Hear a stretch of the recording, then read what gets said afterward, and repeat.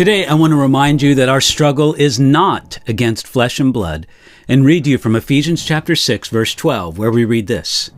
For we do not wrestle against flesh and blood, but against principalities, against powers, against the rulers of the darkness of this age, against spiritual hosts of wickedness in the heavenly places.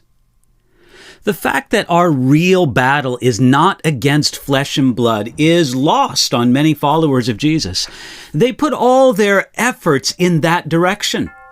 Paul's idea here in Ephesians chapter 6 is much the same as in 2 Corinthians chapter 10, verses 3 and 4, where he wrote this. For though we walk in the flesh, we do not war according to the flesh. For the weapons of our warfare are not carnal, but mighty in God for pulling down strongholds. Then, Paul described just whom we do battle against. He said it's principalities, against powers, against the rulers of the darkness of this age, against spiritual hosts of wickedness in the heavenly places. Paul used a variety of terms to refer to our spiritual adversaries. We should regard them as being on many different levels and of many different ranks, yet they all have one goal: to knock the Christian down from their place of standing. You know, it really doesn't matter if the particular opponent we spiritually face is a principality, a power, or a ruler of the darkness of this age. Collectively, they are all members of the spiritual hosts of wickedness in the heavenly places. They are all part of a spiritual army that's organized and established into ranks and under the headship of Satan, the devil, who comes against us with his strategies. We learn more about these principalities and powers from some other passages in the New Testament. For example, Romans chapter 8, verse 38 tells us that principalities cannot keep us from God's love. Therefore, there is a limit to their power.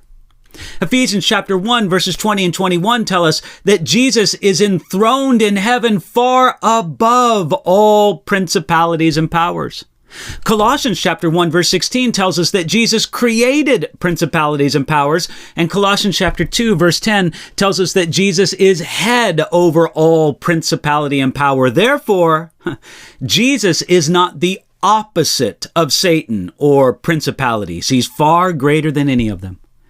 Ephesians chapter 3, verses 10 and 11 tells us that the church makes known the wisdom of God to principalities and powers. And 1 Corinthians chapter 15, verse 24 tells us that principalities and powers have an end. One day, their purpose is going to be fulfilled and God will no longer let them work. Therefore, God has a purpose in allowing their work right now.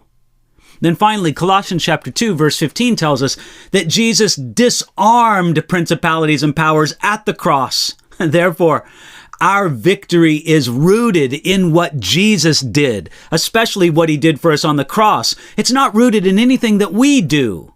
Now, it isn't that there is no doing on our part, but our doing is the appropriation and the application of what Jesus already did.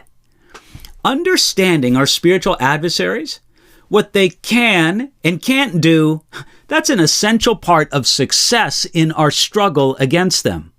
But remember today that our adversaries in this struggle are not fundamentally human, but that they're spiritual, and more importantly, that Jesus has defeated them. Remember that today.